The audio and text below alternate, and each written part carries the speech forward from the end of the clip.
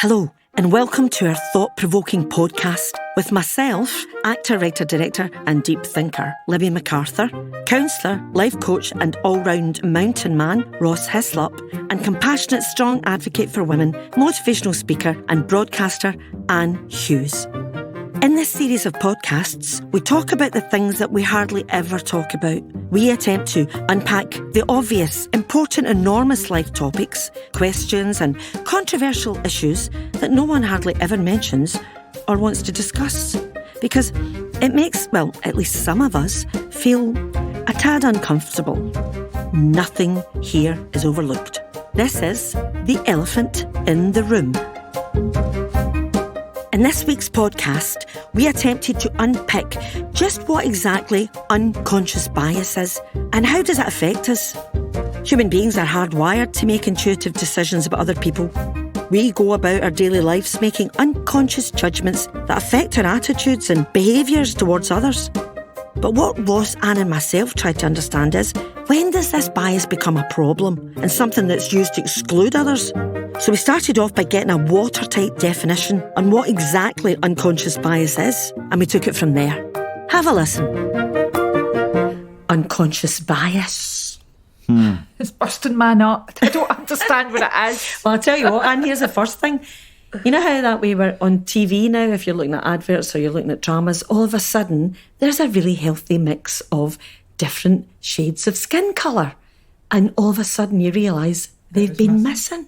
Not they're absent from our media. Oh my God, you know, you just think, it never occurred to me that there weren't black families doing Tesco adverts. You know, it's only now that I look at all these products being sold by a whole range of folk on the spectrum of different skin colour that I go, oh my goodness, it was predominantly white. But there's the thing, it's not just about colour either, isn't it? It's about so much stuff. And I do want to kick us off with a tiny wee bit of a definition that an unconscious bias affects your behaviour or decisions without you realising it. Absolutely. And so therefore in that conversation this week, and me trying to unpick what are my unconscious biases. And it was funny, Gary said to me the other day, no, Anne, I think that's a conscious bias. Because he's like, that is deliberate. You mean it when you don't like they people. Whatever group or setting that may be in. Yeah. That we have. And you're very aware of that. I'm very aware of that, Yeah. And because so much of this unconscious bias stuff, it's like in an interview situation. And I would literally always go for a woman and always go for an underdog. Yeah. So my unconscious bias would always probably take me, if a black woman's in the interview, then that's probably who I'm giving the job to. Sure. Because I always want to help the people that are the underdogs. I know. But that actually turns out as maybe a conscious bias. Indeed. I don't know. I was laughing at myself thinking, right, what's the opposite of an unconscious bias? A conscious bias? And then I thought, no, propaganda, that's the opposite of an unconscious bias. When it's not just, and you know, there's malice intent involved, you know. Uh-huh. So, I mean, I think we're talking about things that take us unawares. You know, we kind of go, oh, that's a riddy. Oh, that's a pure riddy. I never even realised. My first thought was at a time when a pal of mine had arranged to meet another pal. It was three of us going out for a drink and we were going to meet in Central Station, and it happened to be an old firm game. So me and my pal Mary Docherty were standing bemoaning the discrimination, all that kind of sense of the sectarian old firm kind of stuff. You know, we were going, poor old Glasgow's get this and it's a terrible thing for it and that's awful and stuff. And Mary smoked like a lum and we were standing there, and in those days she was smoking. So we were standing at Central Station smoking away, and a guy came along with, you know, the Union Jack as a cape and his wee blue, you know, shirt on. He's like, got a light in, you got a light in. And we were as cold as anything. And we were like, aye, no bother. Aye, there you go, there's your light, son. Aye, you're welcome. Cheerio, stony-faced. Next wee guy comes up, green and white hoops. We're like, hiya. Would you want what was the score? You know, kind of. And it was only when the wee Celtic supporter went away that we both looked at each other as lapsed Tims and went, oh my God. We 1 minute we're bemoaning sectarianism, next thing our attitude towards those two boys were completely and yet different. they were just the same guy. Same wee guy. Oh, you know, wow. and you just put those two wee guys in the terraces. Put those wee guys in the terraces. You don't even know their first names. You don't even know where they live, what they do, what their grannies are like, anything. And you watch them want to punch lumps at each other. Aye. Do you know what I mean? And you go, God, you guys know nothing about each other except you're on a different team. I know. Right. So On that, you're talking about people. And I became aware of unconscious bias probably about 20 years ago. I had a chocolate Doberman, right? Big, ferocious, hefty, muscular beast. And folk used to come up, oh, what a lovely dog. And I would say, oh, it's a Doberman. And then they would have a wee step back. But there wasn't really any bias towards that dog because there weren't a lot of them about. I then got a black Doberman. And then I started to notice that people used to cross the street. And what I started to notice that when people used to cross the street, the Doberman would notice that people were starting to cross the street away from it. And I started to think, I wonder if the animal is perceiving the unconscious bias or fear response that it's got about Doberman that's been set up in them because Dobermans are ferocious dogs. And the Doberman starts to act out in a ferocious way because of the way that people are perceiving them. Now, you mentioned about supporters. Now, you've then just projected an unconscious bias onto that person, and that person is going to succumb to your projection. That's not your responsibility, Libby, but it's their responsibility if they act it out. How many people are acting in a particular way because of the projections of our unconscious bias that we are placing upon them? Absolutely. Do you know, it's actually a fact that black animals get left behind. You know, shelters, dogs and cats that are black are the last to get picked up. Wow. Yeah, so it's interesting that, you know, that whole notion of, you know, there's something kind of demonic in the black dog. There's something, you know, kind of, it's like, you know, black. It's another word for depression, isn't it? The black dog visit. Black dog. But people, you know, I've got an unconscious bias. This person's innocent. My unconscious bias gets invisibly projected out into the field onto them and they catch it, and then they start to act out in a manner that's going to fulfil my internal narrative. So how much are we all caught in an entanglement around about this invisible, unspoken elephant of unconscious biases? I mean, are any of us up for owning an unconscious bias? I get loads of them. So let's all pick one. Let's all pick just the one. Well, I suppose for me it would be privately educated, you know, lives in Surrey, sense of entitlement, you know. I just think, you know, you're just an ignoramus, you know. I would just think, you know, clever, stupid, you know, no matter whatever degrees you've got, as far as I'm concerned, you're just completely, you know, you've got no real wisdom, you've got no real sense. For me, it looks, you know, who's in leadership at the moment in terms of our country? Boris Johnson. I see the guy as an absolute twat, but a really seriously dangerous one because of the amount of power that he can wield, you know. So yeah, I have a big unconscious bias towards folk who have been privately educated and have money. I just don't think they're fully fledged human beings. But you, Ross? Oh, there's one comes to mind, but I've got loads. I've got a library, a catalogue of unconscious biases. But in February, I met a girl. She became a friend, Natalie, and she jumped out the car. We were going to hike a mountain at 2:00 in the morning in the middle of winter, and she jumped out, and she was stereotypical blonde hair, blue eyes, eyelashes, painted nails, you know, and looked like a dolly bird, shall we say. And the minute she jumped out the car, I watched my brain go, oh, here we go. How much is she going to hold us up? And in actual fact, I walked the whole walk with her. She's got the heart of gold. She's got the heart of a lion. She's got so much courage. She's had so much bravery in her life. And she's just got the heart of gold. She's an absolute superstar. But that very first seeing her, how I projected into that it was going to be a completely different way. The dolly bird. I know, horrible. And that she wouldn't be able to climb. She's not got to be able to climb. She bet all the boys. I suppose as a female, and the opposite of the dolly bird would be, you know, the macho guy, the guy that's covered in tattoos, you know, the guy that's tattoos, you know, the guy that's sort of built up and stuff, you know. You know, that would be, I would assume that he's going to be, you know, Neanderthal. Aye.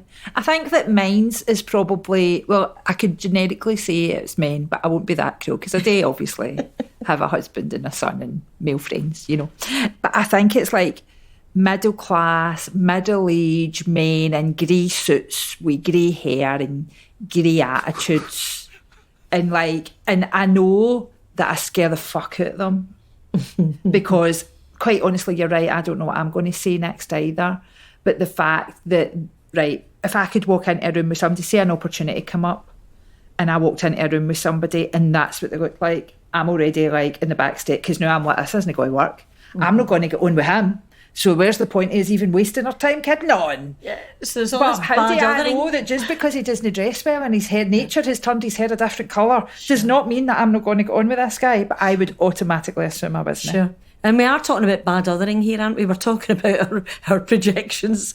And, you know, and what are these assumptions? The phrase that sums it up for me, the unconscious bias, is when we look at somebody and we go, well, it's a shame for me, but it's all right for you.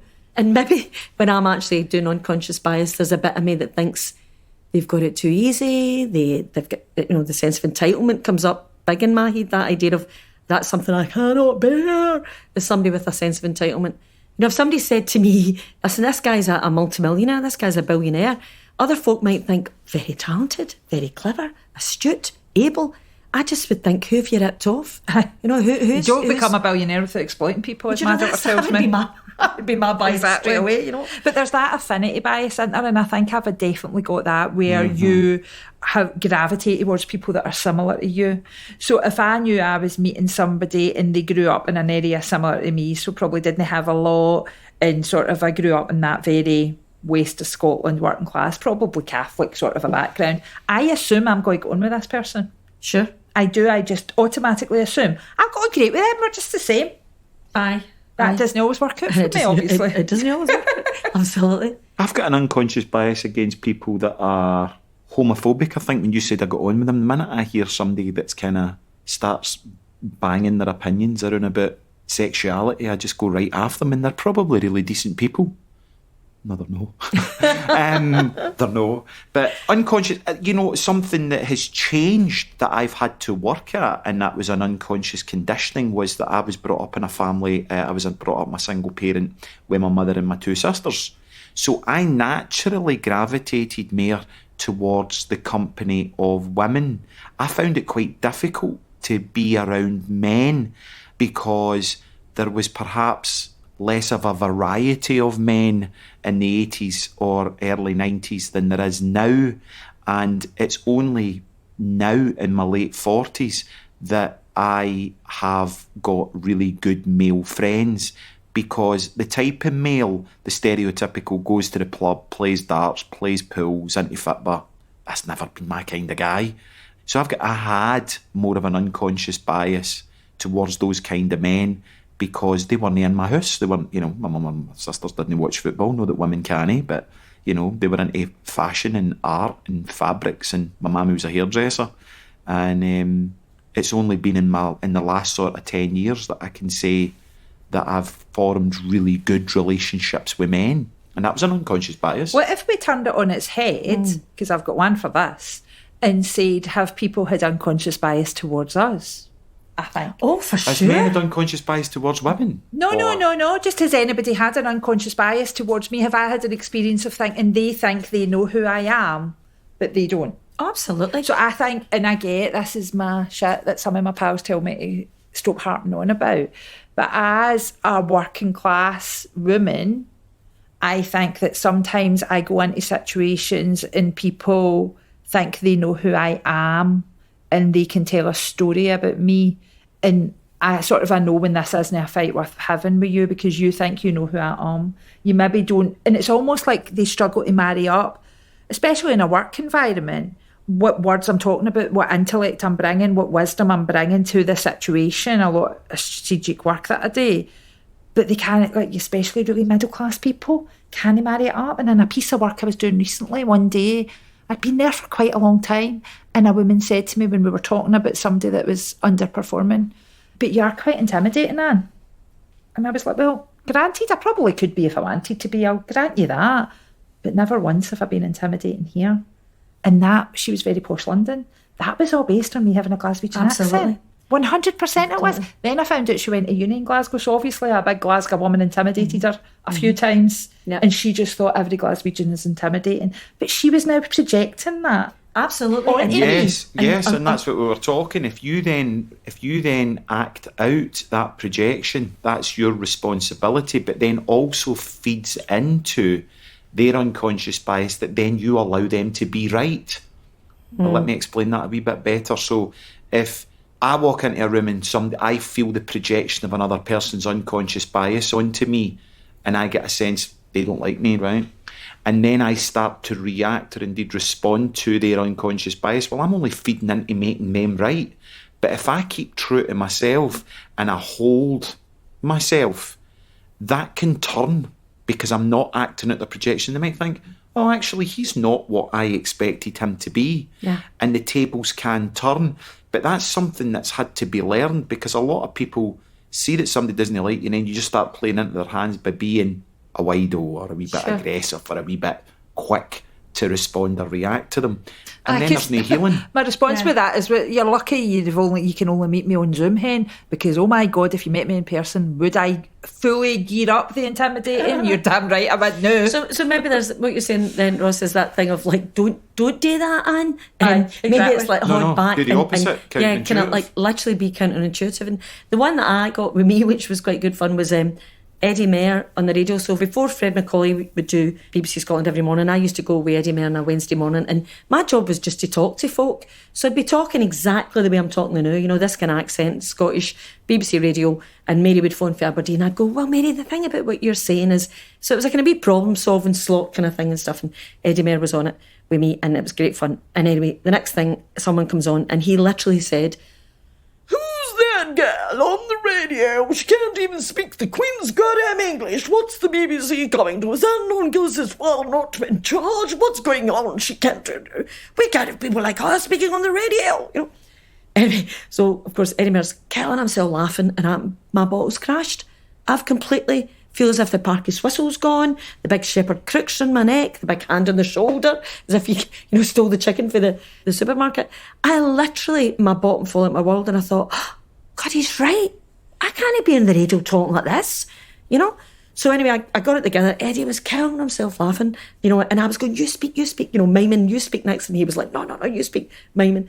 Anyway, eventually, his name is John Reid, this guy. And eventually I said, listen, John, you obviously can speak the Queen's goddamn English. So I've spoke to Eddie, and he says it's okay if you come on and take this slot next Wednesday. So because, you know, but just before we get that organised, I'm speaking a dialect, and this is BBC Scotland, and there's lots of different dialects, and believe it or not, John, you've got one. You've actually got an accent, and do you know what's really weird? See, your accent, oh, I've got a whole story about that. I've got a whole story about the marbles in your mouth Scottish for mouth. Anyway, end of that story was that the lines were jammed, and it was people from Norway and Sweden all phoning in to say, we love our accent. We love to hear our accent. Because there was all this stuff about Alex Scott, as she's called, the BBC presenter, on just like recently and during the Olympics in Tokyo, and some lord other, I don't know who he was. I don't remember his name. I only remember Alex's name. And he had complained about the fact that she wasn't using her G's, so she was saying the swim in, the run in. It's interesting. And it's like, does that matter? Can somebody please be on you what she was saying? Yeah, but I do feel as if, like, yeah, and if you get the communication over the net, yeah, I mean, what does it matter? I'd say I don't think it is, and I do think that isn't this lovely that we can have our own accents. I've always got my own accent now, and sadly, and I'll say maybe this is my shit, I think it's closed doors for me, the fact I speak the way I do. I really do believe it is closed doors for me. But you know, and if you think about it as the child's in primary school, and the Wayne's mammy, daddy, granny and granddads all say windy, and the teacher's going, it's not windy, it's window, you're wrong. And all of a sudden his whole world is wrong. Family is wrong. His whole system is wrong. Yeah. Then he is wrong. So it's shame-based. So then we get shamed because we're not speaking the Queen's English. But I suppose what we're saying is unconscious bias is seeded up from our cultural family units, isn't it? So we don't even know that we're... Like me, I didn't know I was a Celtic supporter. I didn't think I cared about football. But to admit that there's an unconscious bias between the Scottish and the English, that's no one-sided. There's an unconscious bias in the Scottish that people have said that we're this red-headed tartan. Everybody thinks you wear a kilt. I know. You know, you're this red-headed, everybody drinks, they're all wild. You come to Glasgow, you'll get slashed. So there's unconscious biases being placed upon us. And it's almost like when you start to really go into unconscious biases, it's got a foot in racism, it's got a foot in inequality. And we could be out and we could be fighting for equality, which is very difficult to get because we're all very different, but we're fighting for equality. but we've got an unconscious bias, which is actually where we're looking at inequality. It's that complete contrast within the system. And, you know, and there's a lot of half-truths there masquerading as whole truths. Yes, you know, absolutely. There's a lot of... So why, I suppose, then, do you think we've got unconscious bias? You know, what is that? Where does that come from? Are we being lazy? We're not making our own mind up. Are we lazy to question? We're not questioning it. It's back to that. We're not questioning that we're allowing authority, the authority of our parents. I live in Lanark, I live in a small town, and I can look at families who the boy supports Rangers, his dad supports Rangers, his grandfather supported Rangers, and they all go in the Rangers bus together to go and see Rangers play. And they've inherited the beliefs of their grandparents, and that this segregation. You know, my family, my grandmother was from England. She was from Yorkshire. She married my grandfather, who was predominantly Scotland. His father, John, offered to pay her a large sum of money to go back to England. He never saw my grandson was my father. He never saw his grandson, my father, until my father was 3, and they lived 100 yards away from one another. Wow. That's terrible. He used to shout at the bottom of the garden something along the lines of, you dirty Sassenach, get back to England, and da. And then these are all unconscious biases that are set up in all our systems, and it was only a generation ago. Sure. But you know, one of the things I mean, that's a sad story. The word Sassenach's quite interesting because it actually comes from Northerner. I was watching Have I Got News for You one night a couple of years ago, and it's one of my favourite programmes, and I was like, oh, great. And it was Ray Winston was the guy in the middle, you know, the kind of, so he spent the whole programme talking about the sweaty socks. At no point did he say the Scots. He actually only said the sweaty socks. There's a lot of laughter about it and all that kind of thing. And I sat and I thought, what's the put down word that the Scots have for an Englishman? Can you think of one? You know, and there's that kind of thing of, you know, have an Airbnb room. So I'll get a guy from London coming to stay in the Airbnb room. And one guy sat down and he said to me, why do the Scots hate the English? And I was like, we don't. I don't think they do. I really don't. I know. He says, well, what's all this independence stuff? And I was going, it's not about you, Tal. It's not about you, you know. And I was kind of laughing and saying to him, you know, I think there's an unconscious bias there with you that, you know, there's this kind of way of being. And that stuff with the Glaswegian being violent, you know, every time somebody's came back for a day in Glasgow, I've gone, did you meet anyone who wanted to stab you? And then, of course, the absolute opposite. They're going, folk are weird here. They chat to you. They show you the way. They take you the place you want to go. I don't think that's too romantic an idea of Glaswegians. I do. I've said it before. I'll say it again.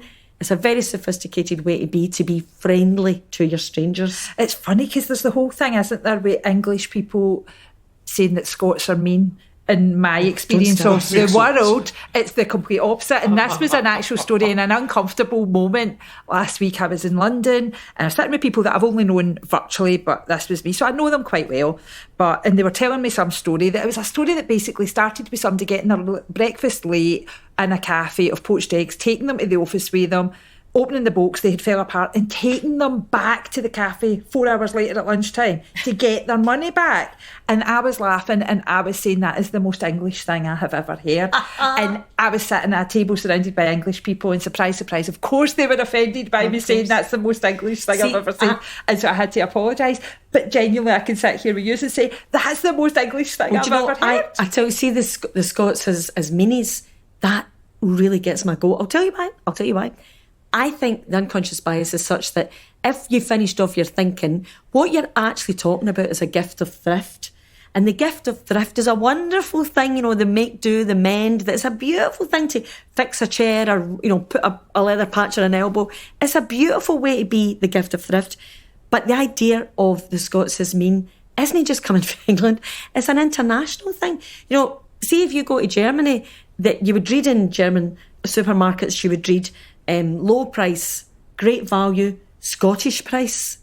There's actually the lowest price you can get of a thing is called in German the Scottish price. So out there's this thing of the Scots as mean, but do you know what I think's really going on there behind all of that unconscious bias? There's a gaslightness. There's a sense in us Scots that you should not waste. You should not be someone who's reckless in a way where you take things for granted or you waste things.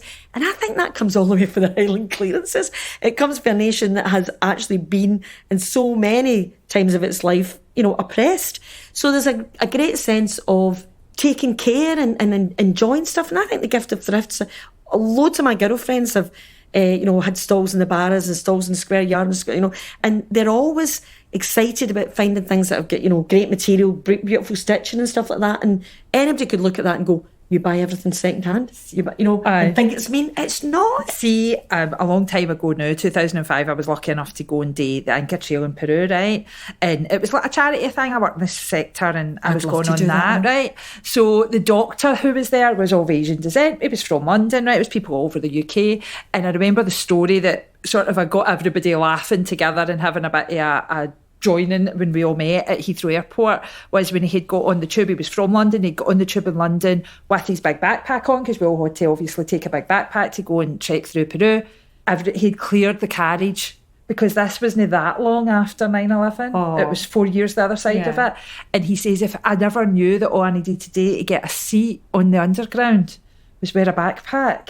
And, we were really laughing about it. But I suppose we were laughing about it. His experience of that story, I'm sure he must have had a bit of pain and hurt about that. But it's that unconscious bias that can really, when you're getting on a plane. Yes. Or, when I'm getting on the underground, even in Glasgow myself, I always go in the carriage that the driver's in, because I think that's the safer thing to do. Really? I always do. Because I think that's the safest thing to do, and that's what I've said to my daughter to do. So we've got all these especially around travel, haven't we? Yes. About what's safe and what's not. Yes, yeah. I said to you, I was hiking up in Ben Nevis on Saturday just past, and I noticed that no fault of their own, I was an Indian family walking towards me, and I found myself holding my breath as I walked past them, or wanting to step a few metres away from them. Why? Because I unconsciously believed they were carrying the Delta 5 variant. That was an unconscious bias. So is this the media, do you think, that's peddling this? Peddling our unconscious biases. Where does this come from? Well, it comes for your house. It comes for for your the image home of as what well. a terrorist looks like. The image of a terrorist, but then... The image of what somebody carrying COVID looks like. And so we didn't make them up in our minds. Somebody put that image in our minds, because every image is put in our minds. Sure, we're all victims of that propaganda, those horrible words like swarm. And do you know, one of the unconscious biases I've got is I get disappointed if I think folks should know better. So, I was talking to a bunch of boys, beautiful looking young men, happened to be Asian, happened to be from the south side, happened to be Glaswegian, happened to be from lots of money. And their conversation was all about migrants. There's a bit of me that thinks, you should know better. Your dad was probably an, if you know your dad, maybe your granddad was an immigrant. How come? And then I think, is this a scarcity thing? Is this, and then I think Priti Patel, she's Indian descent, is there something in there about fear? Your own self-loathing, your own scarcity beliefs that, I get away with it, oh no, wait a minute, I don't know. Is it fear when I go into a room with the grey man and his grey suit with his grey attitudes and his grey complexion? Then is that fear because I'm thinking you're going to reject me now? That's what I've just man on the radio. If I just put myself into a situation where I'm going to be rejected, so why am I sitting here? So ultimately, is it about fear? Am I scared? Probably. Yeah. And we can't no mention racism in the gollywog that was on the side of the marmalade jar. I never thought... That was only a generation Listen, ago. I remember, the black and white minstrel show. And you get, That's right. I remember watching that. What were we thinking? What were we thinking or no thinking? We weren't thinking. We were setting up a whole generation of people to be racist. And we have those unconscious biases. I love the one Anne just said there. Yeah. You see an Asian man with a beard and a backpack, and immediately he's a terrorist. Yeah. Immediately, in my head, he's a terrorist. There's an unconscious bias right there. I know, obviously, we get 3 white people here, but remember my dad saying to me, in America, the best and the worst things happen. So if you wanted a black female judge, you're not going to find it in the UK, you're going to find it in America, And of course, what he's basically saying is that the black female judge is going to be a fairer judge. And of course, that's what I think. But is that an unconscious bias? How do I know that person just... What I think's interesting as well with young people these days, one of the biases, they call it the halo or horns effect, which is where you perceive somebody to be great because of some attribute that they have. And so it's like the whole social media thing, isn't it? She's got 1 million followers. I mean, my daughters will tell me somebody, like they're watching Love Island and they're saying, that's how many followers they've got on Instagram. So all of a sudden they go up the pecking order a wee bit because of how many followers they've got on Instagram. Yes. But they might not even be a nice person. Absolutely. And so it's like, how do we attribute, or if, if you said he works here or they work there or they've got that, you would put a value on them, wouldn't you? Yes. Well, obviously celebrities get a lot to answer for. I mean, in my wee tiny experience of being somebody that folk would recognise on the street and go, oh my God, you're Gina out of River City. There was loads of projections and unconscious biases there. But as an actor in general, I remember saying to somebody once, Phil, I'm actually quite shy. And they were just going, oh, get out. Oh, you. I was going, no, they call acting the shy man's revenge. Have you never heard that? And they just thought this was ludicrous that I could possibly say I was shy. And of course, my bottle crashes at any given moment. You both know that. I have moments where I completely lose any confidence in myself, But that projection of, oh my God, if you're somebody that folk are asking for your autograph, I mean, the idea that... I remember going to a personal development workshop once and it was all about the not okay feeling deep inside, the not enough feeling deep inside. And we had to share with the stranger next to us about how we tried to compensate to cover that up. And one was going, well, I've got 5 degrees, and the other one was going, well, I've got loads of plastic surgery. And I said to the woman next to me who didn't know me, I said, well, I'm in a soap opera and people ask my autograph. And she went, oh well. And she basically went, oh, well, that'll do it then. Well, you've obviously cracked that not good enoughness. And I just looked at her and she looked at me, and the next time we were hysterical. It's what we always say. It's about connecting back in with ourselves, isn't it? It's about making ourselves innocent and seeing it. I think, and as your awareness, consciousness, because we haven't researched this. We're just emptying our heads and talking about what we think about and sharing our views, and that's just our opinion. We're not saying we're right, we're just having a conversation. It's school for me, 1983, 84, I'll never forget it. HIV hit the UK like a pandemic, like COVID, and we had talks on it and all the rest of it.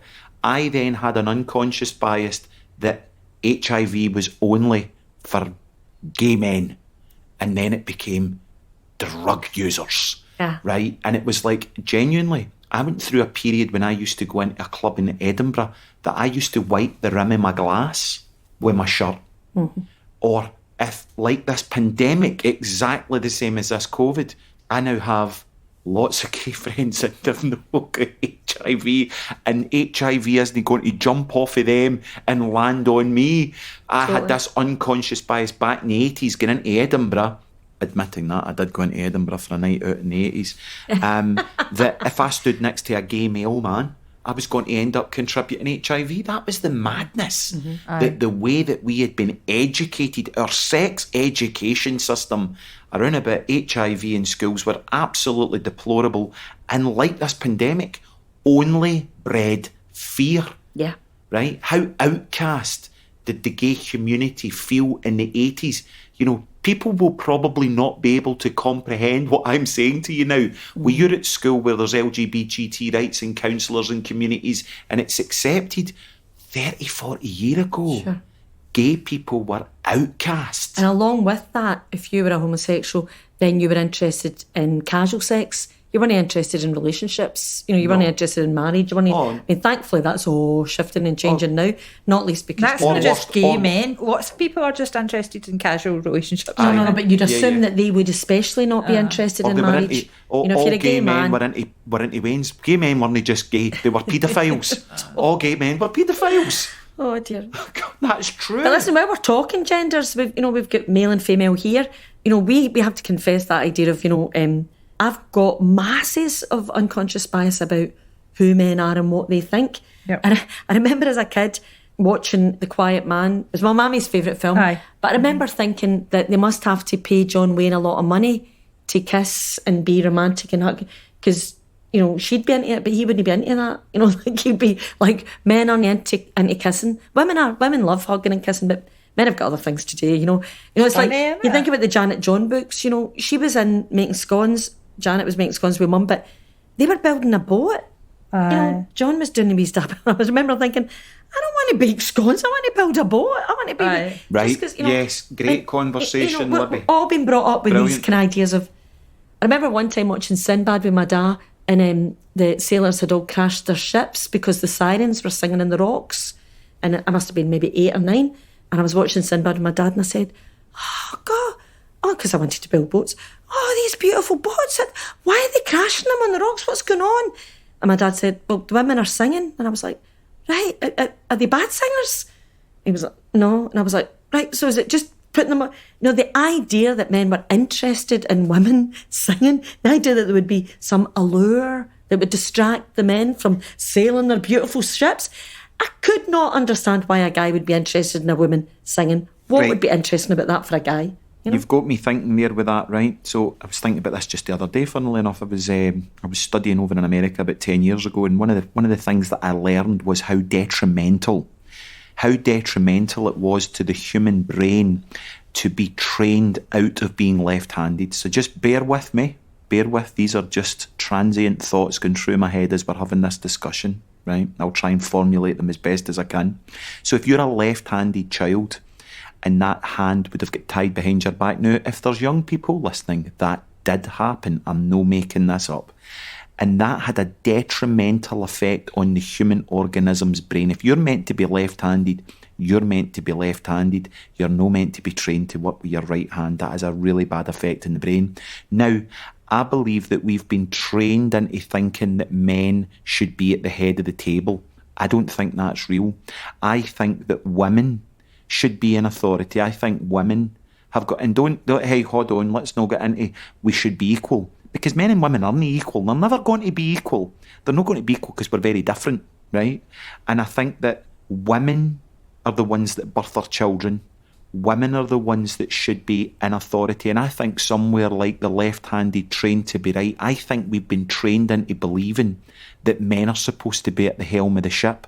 And I think that's just as detrimental to our society because we've been led to believe something that's actually no accurate. It's a bit separation, isn't it? That we're always trying to separate ourselves from each other. Yes. You are different from me and therefore I belong here and you belong there. But I suppose it's interesting to bring in the thought of, is it always negative to have an unconscious bias? Does it actually bring balance to us? Never judge a book by its cover, or do we actually need to a tiny bit of that to protect ourselves? Do we need to have an unconscious bias like, I don't feel safe here and therefore I must go? Yeah. Yes. And so even though it's based on unconscious bias, maybe it's protecting me sometimes as well. Sure. I remember going to a butch lesbian party once with a pal and I was terrified of the women. Were you? Yeah, because there was some real violence going on in that room and I just was like, oh no, this is like an archetypal, more macho than macho. In my head, all my pals who were feminist lesbians were, had peppermint tea bags in their bags and like cats and stuff like that. All of a sudden I was with these girls and they had braces and bover boots and there was a fight get out and it just terrified me. Ross, what you're saying about the, matriarchal societies used to be the norm. Of course, because you could only prove lineage by actually watching a baby born. You only go, that's definitely her Wayne. So that was the safest way to make sure that the good genes were getting passed on. Whereas he could go, that's my Wayne. It wouldn't necessarily be. So matriarchal societies were the norm. When did the patriarchy kind of get up, There's a theory, I'll tell you this theory, which I think is really funny. The reason that men are in leadership roles all over the world, and they are, the reason the patriarchy is alive and well and thriving is because when the 2-year-old understands that not only are they not their mother, they're not even like their mother, if they're a 2-year-old boy, that's really frightening. Whereas the female brain, the feminine brain goes, oh my God, not only am I not, when symbiosis, when the baby realises I am not my mother and then my mother's not me, she could leave the room and I will be separate. That's when the terrible 2 starts, supposedly.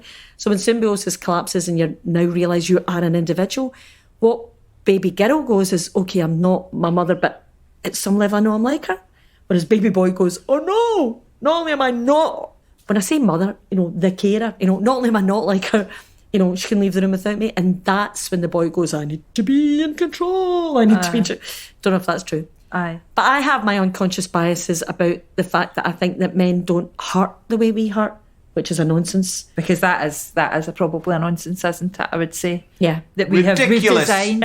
Absolutely ridiculous. That we've designed that men don't cry and men need to be strong and all that. And we've actually, and it's not often I'm talking up for the men, I'll be honest with you, but we've gaslighted them as well. I feel as if it's my word, but we've gaslighted them as well into believing that they can't show emotion, and that is very, very challenging and very destructive, actually, isn't it? Absolutely. I don't know if you'd agree with this, Ross, but I once was working with a mindfulness teacher, and he said to me that as a man who runs men's groups, what he understood was that every man he'd met at some level felt responsible for the bad stuff.